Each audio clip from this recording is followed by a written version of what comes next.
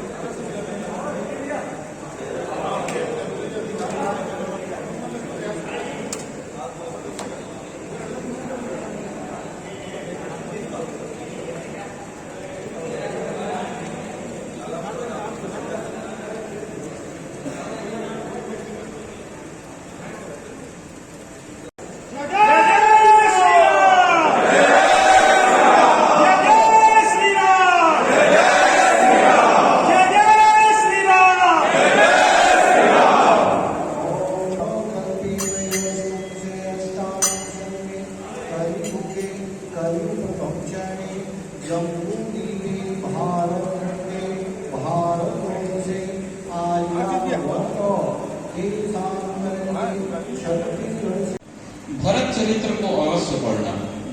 भरत चरित्र को जो भी साथ लिया अपने जीवन में, मैं डंके से चोट से मन से बात करना चाहता हूँ, वो युवा कभी भटक नहीं सकता। भरत चरित्र में इतना साफ सुथरा चरित्र का वर्णन है, रामायण के पूरे। आप देखिए सुंदरकांड पढ़ते हैं, मैं आपको एक बात कह रहा हूँ, सुंदरकांड इसलिए पढ़ते हैं, आपकी मुसीबत में आता है सुंदरकांड पढ़ो, आदमी मुसीबत से दूर हो जाता है। मैं आपको एक बात कहता हूँ, आप भरत चरित्र का वर्णन रामायण में जरूर पढ़ना। सुंदरकांड का महत्व से भी ज्यादा महत्व भरत चरित्र, क्योंकि जब आपके पास चरित्र नहीं है तो रामायण को पढ़ने का कहीं कोई औचित्य नहीं मिल जाता। चार पंक्ति मेरा ध्यान से सुनेंगे।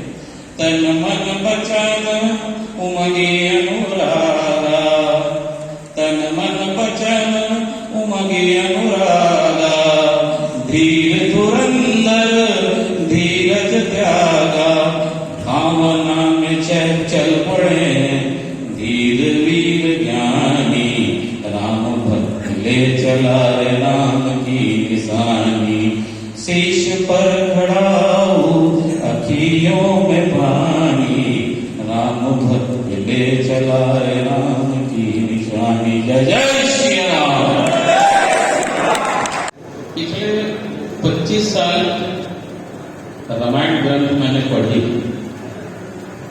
उस ग्रंथ में एक ही चीज पाया, राम और रामायण के आचमन से ही शरीर पवित्र और मन शुद्ध हो जाता है। इस बात को कोई भी धर्म ना साबित नहीं कर सकेगा। रामायण में उतनी ताकत है। सतयुग से लेकर कलयुग तक रामायण के लिखे गए हर दोहे अक्षरशः आपके जीवन में करते हैं। हम इतने लोग हैं, अगर हिंदुत्व को अपने अंदर जगाना है तो मैं सिर्फ एक बात कहता हूं, हर व्यक्ति एक दिन 2 लाइन सिर्फ रामायण का पढ़े। संस्कृत में जो श्लोक है उसको भी पढ़े, हिंदी का अनुवाद है उसको समझे। जब तक आप हिंदी में उसको समझोगे नहीं, संस्कृत पढ़ के निकल जाओ, आप रामायण का मतलब नहीं समझ पाओगे। राम की आयोजन समिति बगैर आपके सहयोग के इतने बड़े कार्यक्रम को सफल करते, ऐसा कहना बेमानी, बिगड़ आपके यह कार्यक्रम सफल नहीं होगा। इस समय ये जोर दिया जा रहा है कि घर घर हर दरवाजे में भगवत ध्वज फहरे, हर घर में दीपक जले। 10,000 कॉन्क्रीट सफाए हमने, अभी 1-2 दिन में बढ़ना शुरू हो जाएगा नवरात्र के प्रारंभ से। और हमेशा एक कोशिश है कि भगवान राम का जो चरित्र है हर घर के चौखट्टे में दरवाजे से घुस के उस घर में प्रवेश करे, और हर घर में राम जैसा आचरण वाला एक लड़का पैदा हो, ताकि वो पूरी सृष्टि में ऐसा वर्चस्व का निर्माण करे जो भारत देश हर विश्व में सिरमौर है।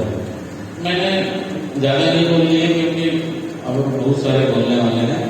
मैं 4 पंक्ति रामायण के माध्यम से आपको कहना चाहूंगा, क्योंकि रामायण क्या है, होश का ग्रंथ है, होश में रहने का ग्रंथ है।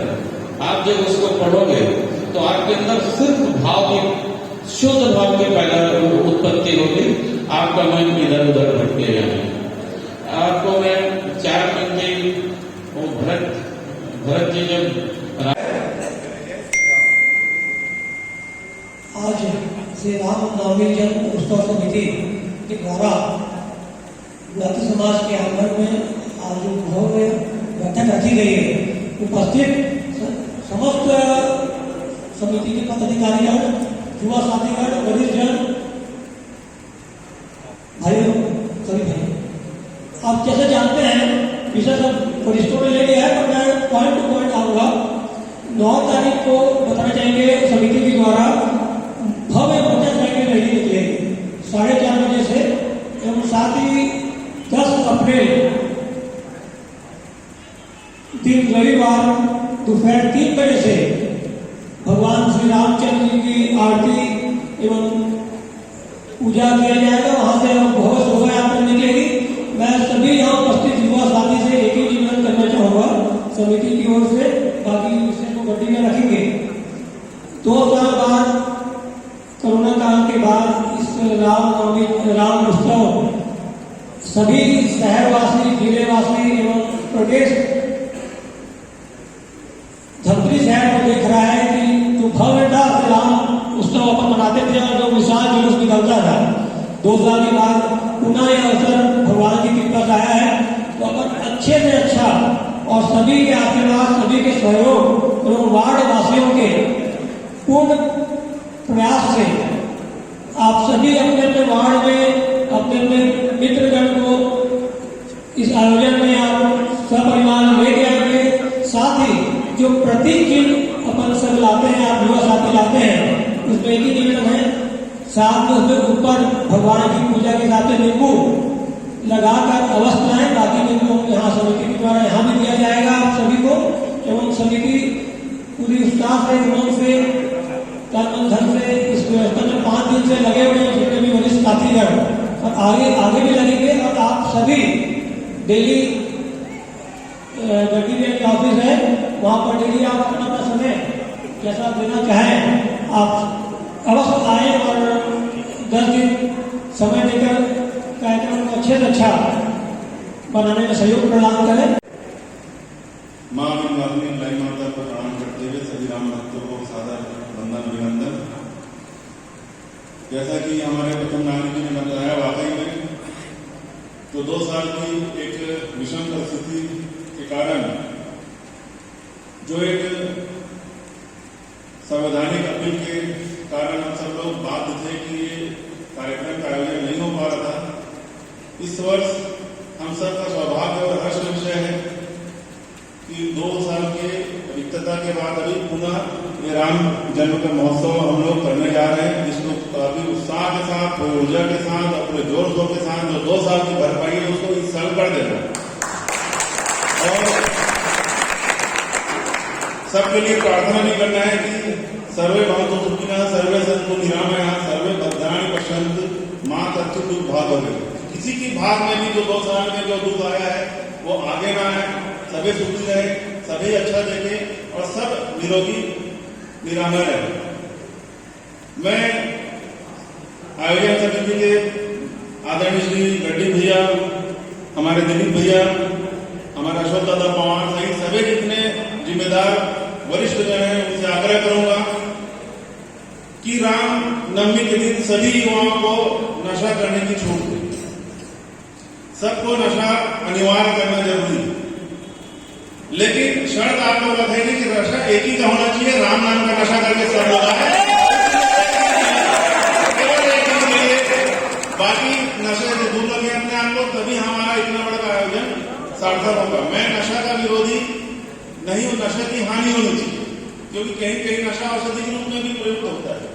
इसलिए नशा को हमेशा के लिए खत्म करने के बजाय एक दिन अगर हम संकल्प लें, और दूसरा जितने भी हमारे व्रत रखने वाले, उपवास रखने वाले, साधना करने वाले, प्रार्थना करने वाले, भक्ति भाव करने वाले जितने भी युवा हैं, जो लोग अथक परिश्रम करते हैं, 8 दिन तक व्रत रखते हैं या किसी माध्यम से संकल्प रखते हैं, उनके लिए भी बताना चाहूंगा कि अगर आपको अपना संकल्प पूर्णता की ओर करना है, जब उन्मुख होना है, भगवान का वाकई में सच्चा प्रसाद खाना है, माता का, विंध्यवासिनी के, जिसको भी आप जिस माता को मानते हैं उनके लिए नवरात्रि का व्रत रखते हैं, तो आप बताना चाहूंगा, आप खुद जानते हैं, शैलपुरी से चालू करेंगे, ब्रह्मचारिणी, चंद्रगंडा, कुष्मांडा, स्कंद माता, तैतानी, कारात्रि, महागौरी, सिद्धिदात्री, 9वां दिन जिस दिन हमको सिद्धि प्राप्त होने वाली रहती है, उसी दिन हम लोग हवन के बाद जो अपना एक धैर्य को तोड़ देते हैं, उसके कारण हमको जो वास्तविक सिद्धि मिलनी चाहिए वो नहीं मिल पाती। तो मैं निवेदन करना चाहता हूँ कि आपका जो व्रत है, आपका जो, मैं समझता हूँ कि राम नवमी समिति के द्वारा किया गया है तैयारी, और मैं जितनी हो सके नगर निगम से, अपने व्यक्तिगत रूप से इस कार्यक्रम में सहयोग करने का पूरा प्रयास करूंगा।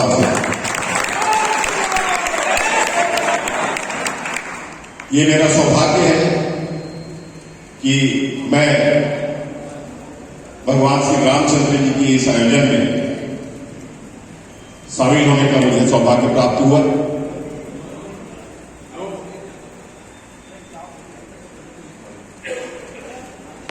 धमतरी शहर की पहचान एक बहुत ही शांति शहर के रूप में हमेशा से रही है।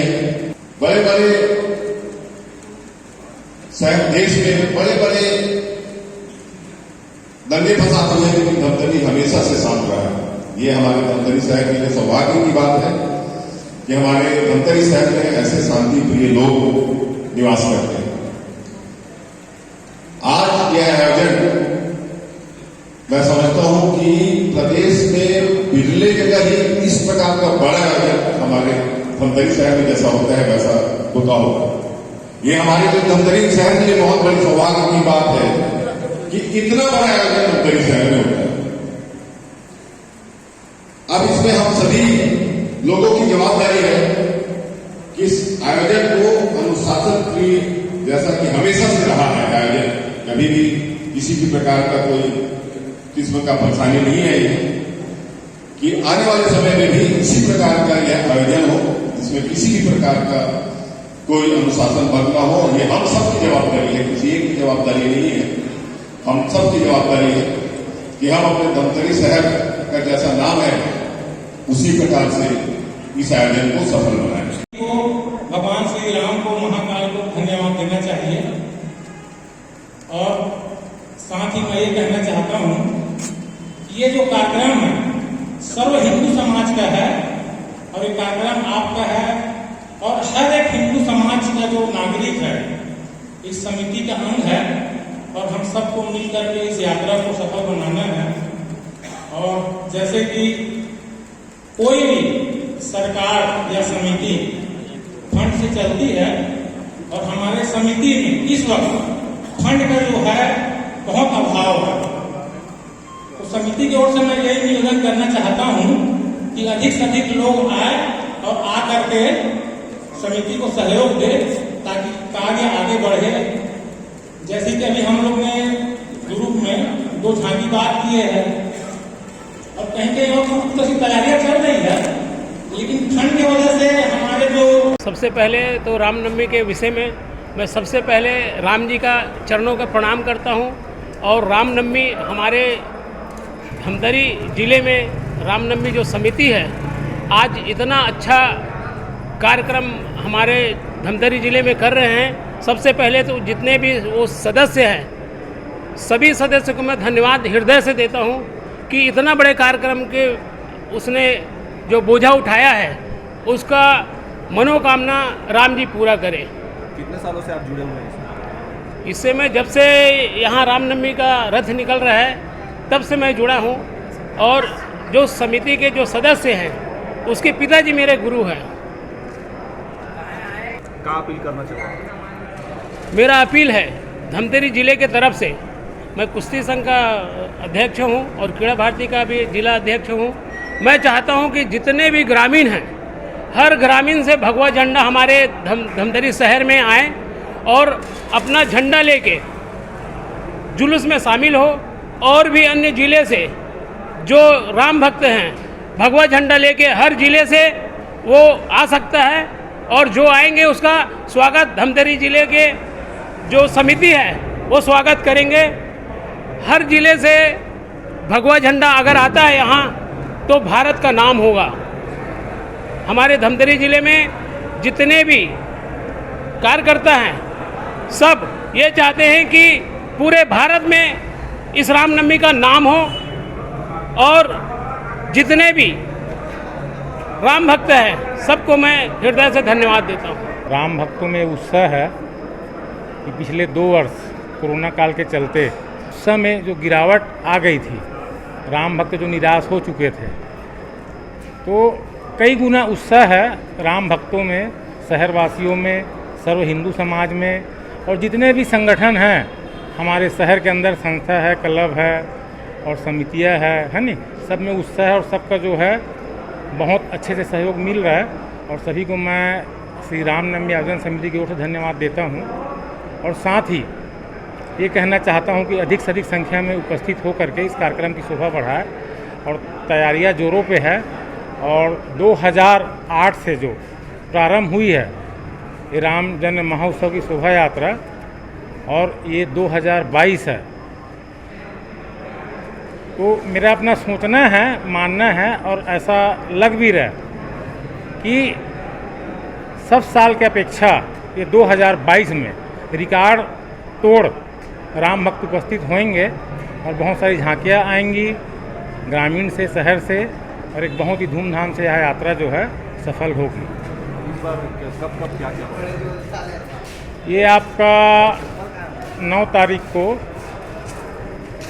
मोटरसाइकिल शोभा यात्रा जो धमतरी शहर को राममय करने के लिए जो निकाली जाती है, जो श्री महाकालेश्वर मंदिर के पास से निकल करके रत्ना बांधा चौक, मकई चौक और आपका जो पावर हाउस दुर्गा मंदिर, वहाँ से वापस हो करके सदर बाज़ार होते हुए आपका रानी दुर्गावती चौक, अम्बेडकर चौक से होते हुए रत्ना बांधा चौक से वापस आपका महाकालेश्वर मंदिर पे आ करके विश्रामित होएगी।